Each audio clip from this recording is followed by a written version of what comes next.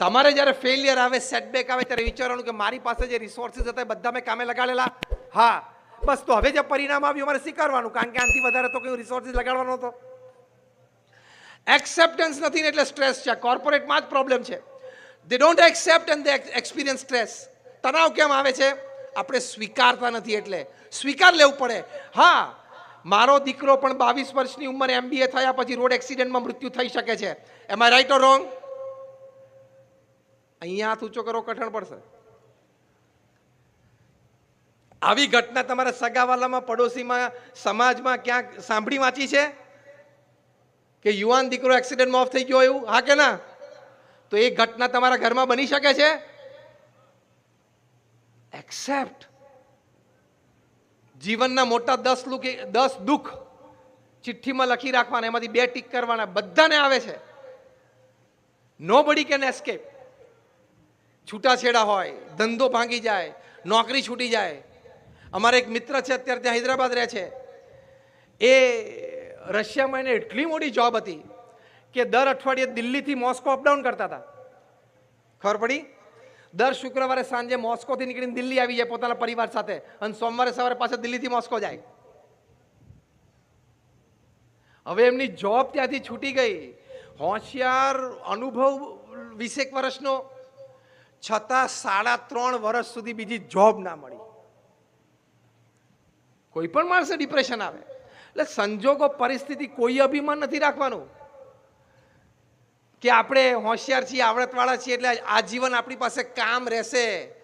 એ કોઈએ હોશિયારી નહીં રાખવાની. સંજોગો, પરિસ્થિતિ આવશે ત્યારે તમારી પાસે કંઈ જ કામ ના હોય, એ વખતે સમય સવડી રીતે વિતાવવો એ જિંદગી જીત્યા કહેવાય. નવરાશ હોય ને કંઈ કામ ના હોય એ વખતે સવડી મતી, સવડા વિચાર, સવડી પ્રવૃત્તિ અને સ્થિરતા રાખવીને એ જિંદગી જીતવાની જડીબુટ્ટી છે. એટલે આપણે આપણા રિસોર્સિસ કામે લગાડી દીધા, પછી ભગવાનની ઈચ્છા.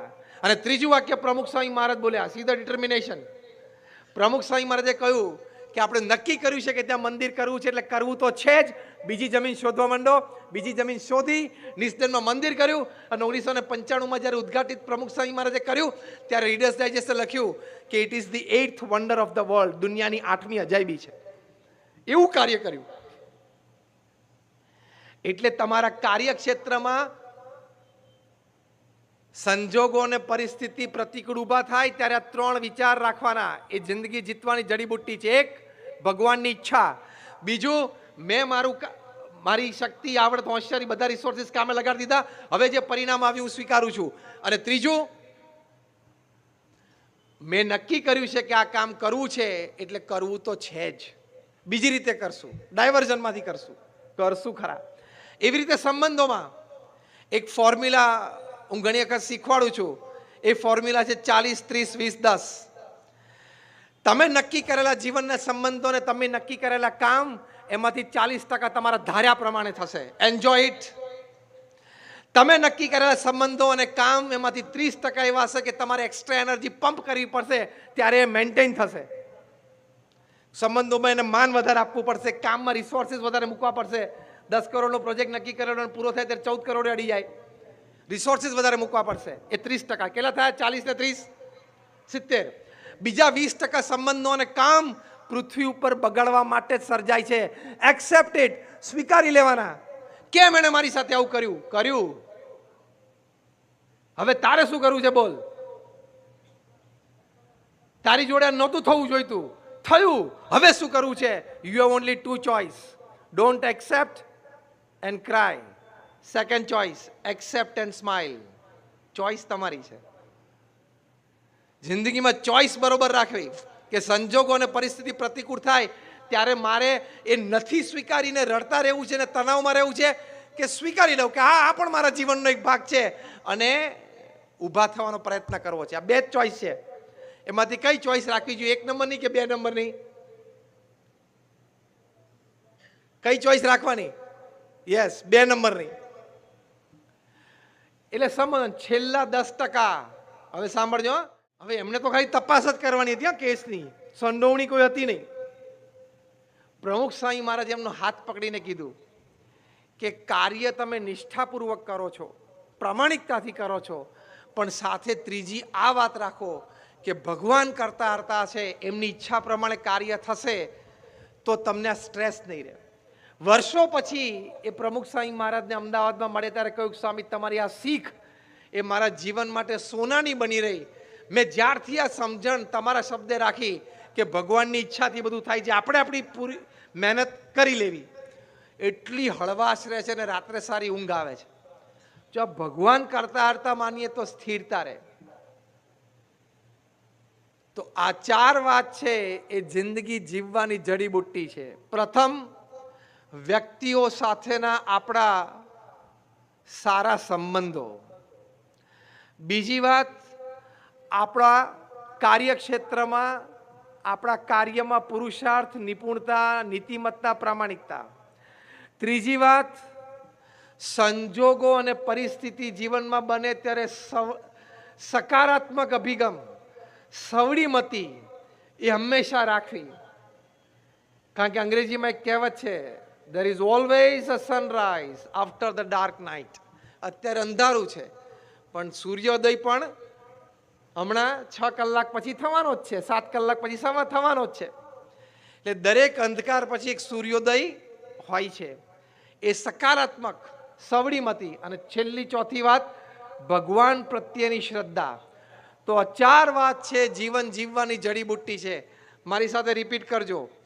પહેલી વાત, બોલો અગેન, ફરી. પહેલી વાત, વ્યક્તિઓ સાથે સારા સંબંધો. બીજી વાત, કાર્યક્ષેત્રમાં પુરુષાર્થ, નીતિમત્તા અને પ્રામાણિકતા. ત્રીજી વાત, સંજોગો અને પરિસ્થિતિમાં સકારાત્મક અભિગમ.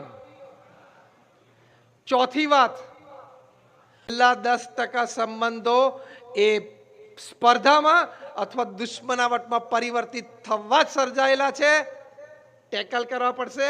અને 10% કામ છે એ તમને ભારે લોસ લાવવા માટે જીવનમાં આવે છે.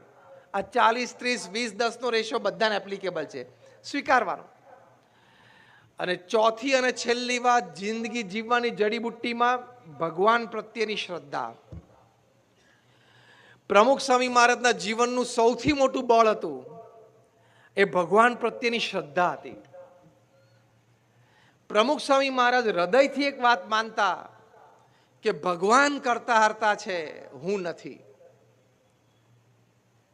જે દિવસે આપણે આ વાત માનીએ એ દિવસે આપણે હળવાશ રહેશે. હળવાશ રહેશે એનો લાભ એ છે કે વિચારો સવડા આવશે. વિચારો સવડાવશે એનો લાભ એ છે કે હંમેશા પ્રવૃત્તિ સવડી થશે. આપણે જો કરતા હોઈએ, જેમ માનતા હોય કે ના ભગવાન કરતા નથી, એને હું એક્સપેરિમેન્ટ એક આપું છું, એક પ્રયોગ આપું છું, પ્રયોગ કરજો. ભગવાન સર્વ કરતા હરતા છે એમ ન માનો તો તમે ખાલી પ્રયોગ કરજો કે કાલે સવારે તમારું જે ટુ ડુ લિસ્ટ બનાવજો કે આજે મારે આટલા આટલા કામ કરવા છે. 9 વાગે એક આ કામ છે, 9:30 આ કામ છે, 10 વાગે બેંકે જવું છે, 11 વાગે આ ભાઈને મળવાનું છે. એ તમે કાલે આખું લિસ્ટ બનાવજો, સાંજ સુધીનું 10 કામનું. એ 10 કામ જે સાંજ સુધીમાં પૂરા કરી શકે ને મને મળજો. હજી સુધીમાં દિવસનું ટુ ડુ લિસ્ટ સાંજે પૂરું કર્યું હોય એવી એક પણ વ્યક્તિ પૃથ્વી ઉપર નથી. કોઈએ પૂરું કર્યું? આંગળી ઊંચી કરો તો. એક પણ આંગળી ઊંચી નહીં. મલ્ટીનેશનલ કોર્પોરેશનના એક્ઝિક્યુટિવ આંગળી ઊંચી નથી કરતા તો આપણે ક્યાંથી કરીએ? જેને 5-5 સેક્રેટરીઓ ભેગા કામ કરતા હોય. કારણ કે તમે નક્કી નથી કર્યું, તમારી લિસ્ટમાં નથી એવી કોઈક વ્યક્તિ અચાનક 11 વાગે આવી જાય કે નહીં ઓફિસમાં. That means to do list તમે બનાવ્યું, પણ તમારું એ દિવસનું ટુ ડુ લિસ્ટ એક જુદું બનેલું જ છે ઓલરેડી. એટલે ભગવાન કરતા હરતા છે એ આ નાના પ્રયોગથી નક્કી થાય છે. તો મોટા ફલક ઉપર એ માનવું તો જીવનમાં હંમેશા આનંદ રહે, સ્થિરતા રહે અને હળવાશ રહે. પ્રમુખ સ્વામી મહારાજના લાખો ફોટોગ્રાફ પડેલા છે. એક પણ ફોટોગ્રાફમાં તમે કરમાયેલું મોઢું નહીં જુઓ. એક પણ ફોટોગ્રાફમાં એમના ચહેરા ઉપર કંટાળો નહીં જોવો, એક પણ ફોટોગ્રાફમાં એમના ચહેરા ઉપર હતાશા કે નિરાશા તમને નહીં દેખાય. તમે જુઓ, ગમે તેટલો ફોટોગ્રાફ તમે જુઓ, કોઈ પણ ફોટોગ્રાફ તમે જુઓ, અને આપણે વગર કારણે દિવસમાં 10 વખત દિવેલ પીધેલું મોઢું થઈ જાય. 2 શબ્દથી જ, આમ તો 2 અક્ષરો કયા, હે અને બીજો લે. આ બે બહુ ટ્રેડિશનલ શબ્દો છે. કંઈક દુઃખ લે, પણ લે એટલે લઈ લેવાનું, બીજું શું, સ્વીકારી લેવાનું, થાય આવું. પ્રમુખ સ્વામી મહારાજને આમ હે અને લે એવું થઈ જાય એવા સેંકડો પ્રસંગો બન્યા, પણ એની વચ્ચે સ્થિર રહ્યા, આનંદમાં રહ્યા. એનું કારણ શું? અને કામ કરતા રહ્યા કે ભગવાન કરતા હારતા છે. એમની ઈચ્છા હશે તો થશે, નહીં ઈચ્છા હોય તો નહીં થાય. આપણે આપણો પુરુષાર્થ કરી લેવાનો. આ સમજણ છે એ સર્વોચ્ચ સમજણ છે જીવન જીવવાની જડીબુટ્ટીમાં. પ્રમુખ સ્વામી મહારાજે જીવનમાં મોટી સફળતાઓ જોઈ છે, એમના જીવનમાં મોટી મોટી નિષ્ફળતાઓ પણ એમણે જોઈ છે. એની વચ્ચે સ્થિર રહી શક્યા. એ આ વિચારથી આપણે એમના જીવનમાંથી શીખવાનું કે સફળતા અને નિષ્ફળતા જીવનનો ભાગ છે, પણ એની વચ્ચે ભગવાન કરતા હારતા છે એમ માનીએ તો સ્થિરતા રહે. એક બહુ જ સિનિયર આઈપીએસ ઓફિસર, અત્યારે તો બહુ જ મોટી પદવી ઉપર છે દિલ્હીમાં, એ ગુજરાતમાં એક શહેરમાં પોલીસ કમિશનર હતા. પ્રમુખ સ્વામી મહારાજ એ શહેરમાં પધાર્યા ત્યારે એમણે આવીને વાત કરી. એ વખતે એક બહુ ચર્ચિત કેસની એ તપાસમાં હતા. પ્રમુખ સ્વામી મહારાજને આવીને એમણે વાત કરી કે સ્વામી ટેન્શન બહુ રહે છે, રાત્રે ઊંઘ નથી આવતી, અને અડધો પોણા કલાક પણ ઊંઘ આવે ને તો પણ ઉડી જાય છે.